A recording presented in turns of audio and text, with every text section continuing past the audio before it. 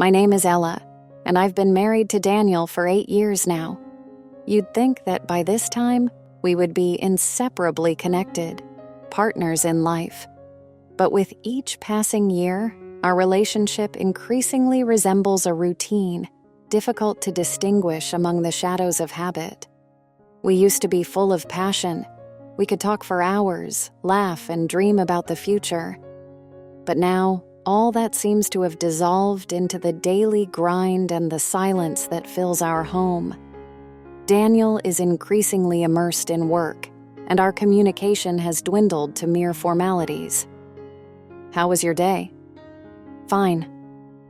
That's the extent of our dialogue. Even in the rare moments when we are alone, our conversations are limited to household matters, which we handle mechanically, without emotion. I gave up my career for the sake of our family, hoping I could become the perfect wife, someone who would support and inspire. But now, as the days blend into one another, I increasingly feel an emptiness inside. It's as if I've lost myself, my identity, myself. I no longer know who I am, other than Daniel's wife. Sometimes I look at him and see the same weariness in his eyes that I feel in mine. Maybe he feels that something has faded too?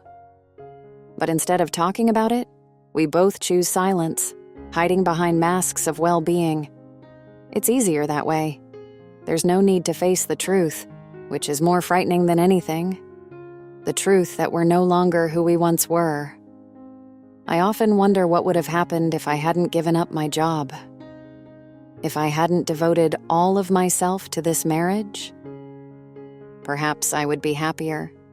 I would feel like a whole person, not a shadow of my former self. One of those gray autumn days, when it seemed like life had settled into a never-ending routine, I unexpectedly received a message from Martin. He was my cousin, someone I had once been inseparable from. In our childhood, Martin and I were true friends, sharing secrets, making plans, and dreaming of the future.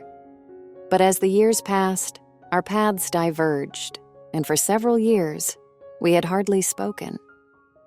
Martin wrote that he was returning to our hometown for work and wanted to meet. I felt something stir inside me, as if a long-forgotten door had opened, and light pierced the dark corners of my heart. Memories of our childhood adventures flooded over me, and I eagerly awaited our meeting. We agreed to meet at a cafe where we used to go with friends. When I saw Martin, my heart suddenly quickened its pace. He had hardly changed. The same confident look, the same soft smile. We started talking right away, as if no time had passed since we last spoke. From the first minutes of our conversation, I realized how long it had been since I had felt so alive. Martin made me laugh, recall forgotten moments of our childhood, and dream again. We talked about everything, from work to how much our hometown had changed. It seemed he understood me with half a word, like no one else. With each of our conversations, I became increasingly aware of how much I had missed this kind of closeness and understanding. We had always been close, but now that closeness felt different. It no longer seemed like just a familial bond. I began to notice that my feelings for him extended beyond ordinary kinship. This frightened me, yet at the same time, it drew me closer to him. Martin suggested we spend the weekend at the lake, the same one we used to visit frequently in our childhood. The idea seemed incredibly tempting, escaping the city for a while and diving into memories of those carefree days. I felt that this trip might help me find answers to the questions that had been troubling me for the past few months. When we arrived, a wave of nostalgia washed over me. Everything around felt so familiar and dear. The clear water, the tall pines, their canopies swaying in the wind. We set off on a walk along the shore, enjoying the silence and tranquility of nature. At one point, Martin suggested we visit the old oak tree, our secret place where we often hid from the adults.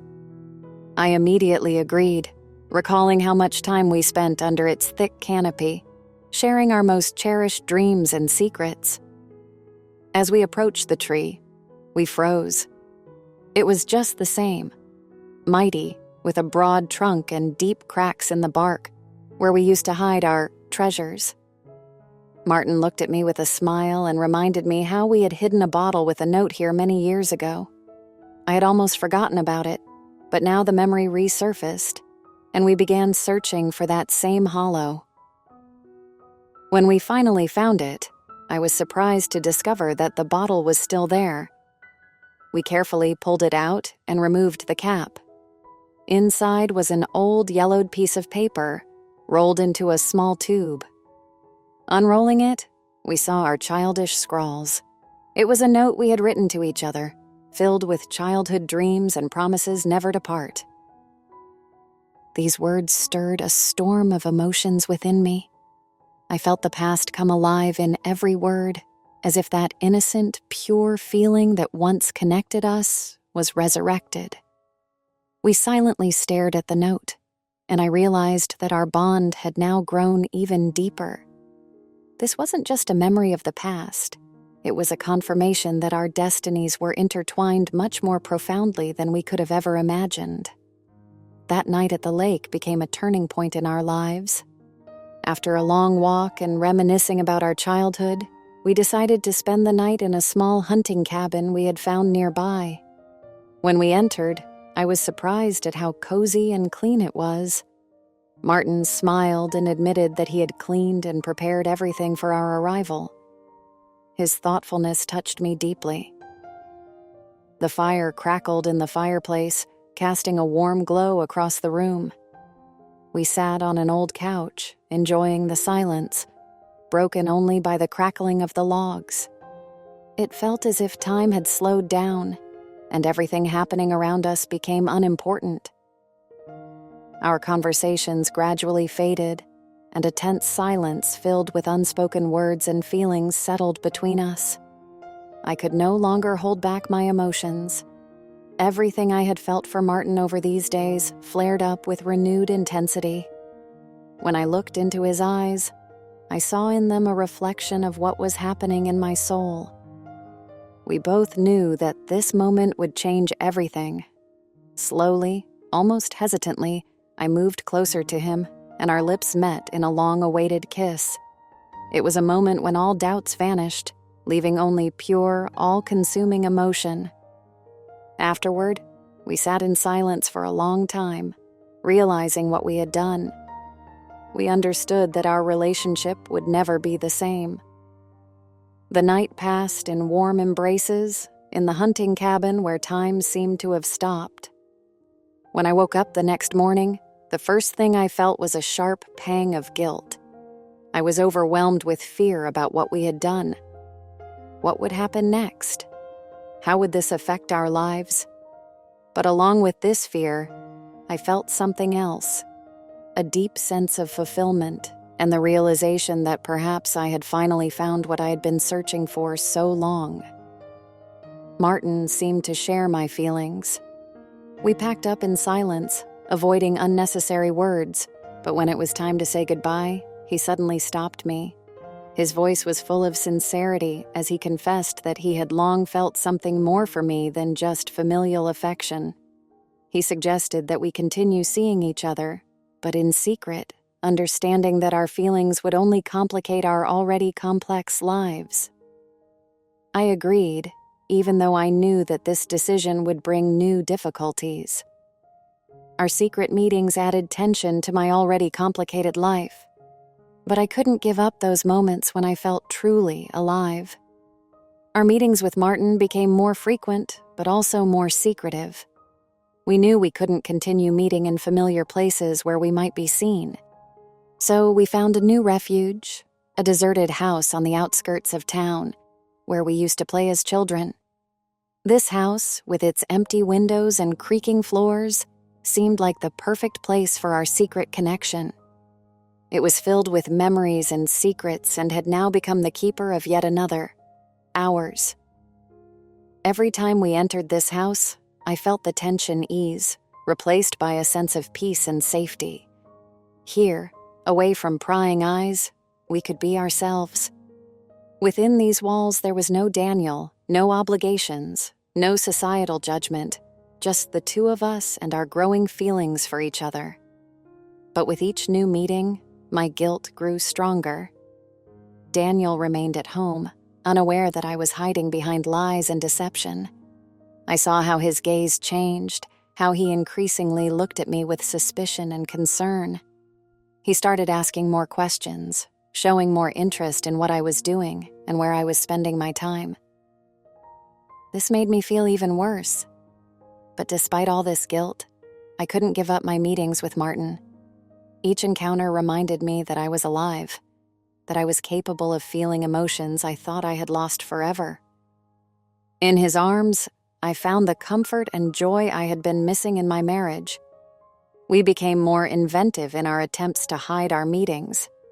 Sometimes it was almost like a game, finding new ways to deceive time and circumstances to steal a few more moments together. The deserted house became a symbol of this secret life, our shelter from reality. But, like everything hidden, our secret began to seep out. Daniel, it seemed to me, sensed the changes.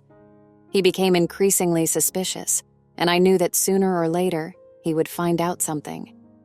This realization filled me with fear, but I couldn't stop. My connection with Martin was like a drug, impossible to resist, even knowing it was destroying everything around me. Daniel's suspicions grew stronger with each passing day, and I could feel it. My sudden disappearances, evasive answers, and changes in mood couldn't go unnoticed. Deep down, I knew he was beginning to suspect something, but I kept convincing myself that I could keep our secret. However, everything changed the day he decided to follow me. As usual, Martin and I met at our deserted house. After a walk in the woods, we headed there, enjoying the silence and those rare moments when we could be together without worrying about the outside world. I had no idea we were being watched. I had no clue that Daniel had followed us in his car. He parked nearby and, trying not to be noticed, quietly made his way to the building. His heart must have been pounding as he approached the house. Inside, I heard footsteps, but didn't think much of them. However, the moment I caught the familiar creak of the stairs, a wave of anxiety hit me. Daniel must have been moving as quietly as possible, but I still sensed his presence. When I heard his steps on the upper floor, I felt a surge of real fear. I tried to focus on Martin, but my mind was already spinning with thoughts of what might happen. And then, he stood at the doorway. I felt my world collapse around me. In his eyes, I saw everything I had been so afraid to see: rage, pain, betrayal. The moment I saw his face, I knew all our secrets were out. Daniel didn't wait for explanations. He stormed into the room with a shout that pierced the silence, freezing Martin and me in place. Everything happened as if in slow motion. Daniel had clearly heard something as he climbed the stairs, sounds that resembled slaps, like when two bodies come into contact. When he burst into the room, his gaze immediately fell on Martin. Everything became painfully clear in that moment, and I knew there was no turning back for us. Martin tried to say something, but Daniel was already beyond reason. He stepped forward in a rage, grabbing Martin and shoving him against the wall. Panic surged through me. Everything was happening so fast. The shouting, the sounds of blows, and that terrible moment when I saw Daniel raise his hand to strike. I stood paralyzed, unable to stop what was happening. Tears streamed down my cheeks as I tried to get between them, but Daniel was like a man possessed. His shouts were filled with pain and hatred that I had never seen before. This was the moment when I realized that everything Martin and I had built had crumbled in an instant. After Daniel burst into the room, everything happened very quickly. His rage was unstoppable, and he lunged at Martin with such force that I barely had time to comprehend what was happening. Martin tried to defend himself, but he couldn't withstand Daniel's fury. I screamed, begging them to stop, but they seemed oblivious to my pleas. The sounds of blows, shouts, and the chaos that unfolded before me merged into one horrifying moment. Inside, I was trembling with fear and helplessness, but there was nothing I could do to stop them. Then I heard the sirens. The police arrived at the building with their lights flashing, drawing attention. It was likely that someone passing by had heard our screams and called for help. The officers quickly entered the building, their footsteps echoing through the empty corridors. Within moments, they were in the room, separating the fighters. Martin, with bruises on his face, stepped back, while Daniel, still breathing heavily, was seething with rage. The police quickly assessed the situation and decided to take us all to the station for further questioning. We rode in the patrol car, and the journey felt interminable. I couldn't believe things had escalated this far. At the station, we were questioned separately. Daniel was grim and silent, his expression a mix of pain and anger. Despite his injuries, Martin refused to press charges against Daniel, explaining that he didn't want to complicate things further. The police, seeing that the conflict could be resolved without further legal action, released all of us. As we left the station, the tension still hung in the air. Martin looked at me silently, his eyes filled with so much pain and disappointment that I could barely stand it. Daniel, without a word, just turned and walked away, leaving me alone with my thoughts and the crushing guilt that felt unbearable. When I returned home, everything felt unreal. My hands were shaking, my thoughts were tangled, and my heart was still racing from what had happened. I knew that my secret was now out, and the world I once knew no longer existed. This was a new reality where I had to face the consequences of my actions. Daniel was already home when I walked in. He stood in the living room, his face dark and weary. I wanted to say something, to find the words that might soften the blow, but nothing came to mind. There was a heavy silence between us, oppressive and suffocating, as if everything that had been said before no longer mattered. He didn't speak much. He gathered a few things into a suitcase, looked at me with a gaze full of pain and disappointment, and said, "I can't stay here anymore." Those words tore me apart inside. I knew I deserved this, but realizing that I had destroyed everything we had built together was unbearable. The door closed, and I was left alone. Alone in an empty house that had once been filled with life and joy, now turned into a reminder of my mistakes. I sat on the couch, my head in my hands, and felt tears streaming down my cheeks. In that moment, I realized that my life would never be the same again. Martin tried to support me during these days. He called, came by, brought food. But there was something new between us, a tension that hadn't been so apparent before. Guilt and mistrust grew between us, eroding what was left of our connection. Every time he tried to hold me or say something comforting, I felt something inside me resist, as if we could no longer return to what we once had. With each passing day, I became more aware that my choices had destroyed everything I knew and loved. Everything that had seemed so important and right at the time was now turning into nothing but pain and emptiness. I knew I had to face the consequences of my actions, but how to do that? I had no idea.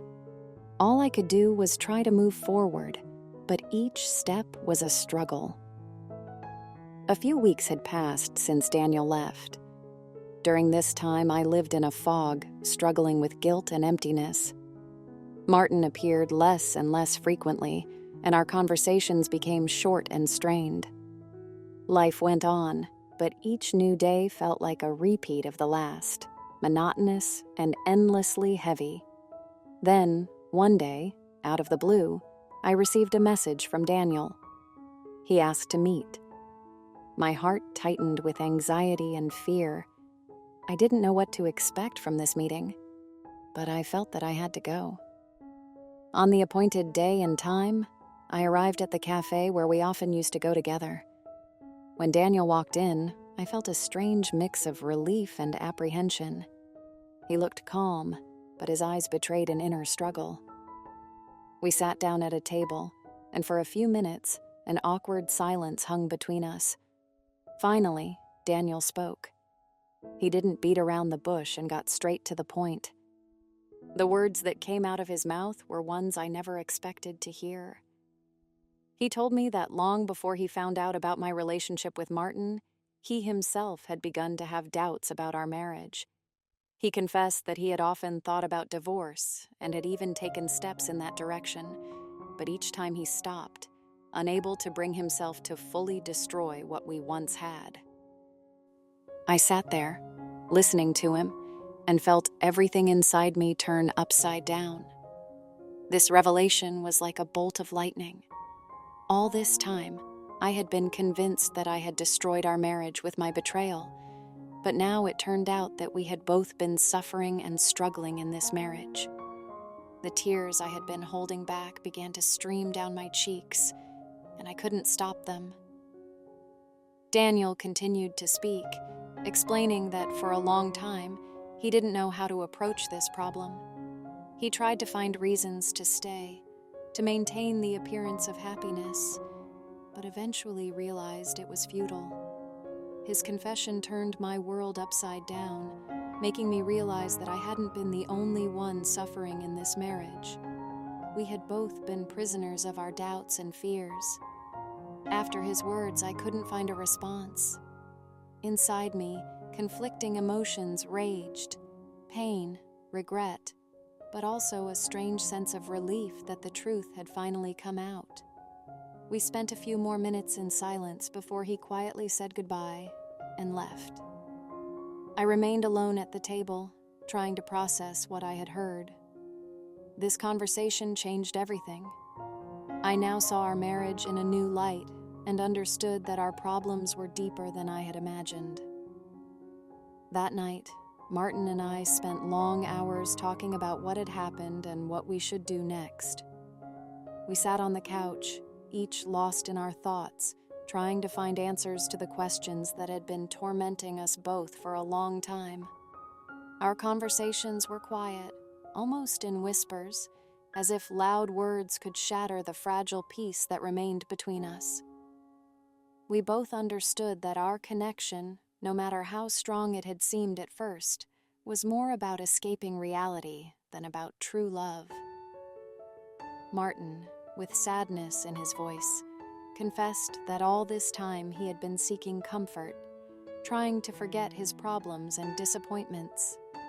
And I finally realized that our relationship had become just a way to hide from the pain we couldn't resolve in our lives. At some point, Martin, having apparently made an important decision, admitted to me that he had an opportunity to move abroad for work. The offer had come unexpectedly, and he had been thinking for a long time about whether to accept it. But now, after everything that had happened, he offered to take me with him. His words made me pause.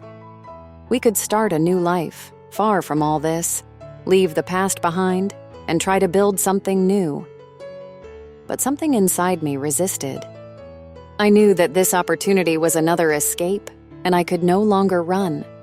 I knew I wasn't ready to leave everything behind and just go without figuring out what was happening inside me.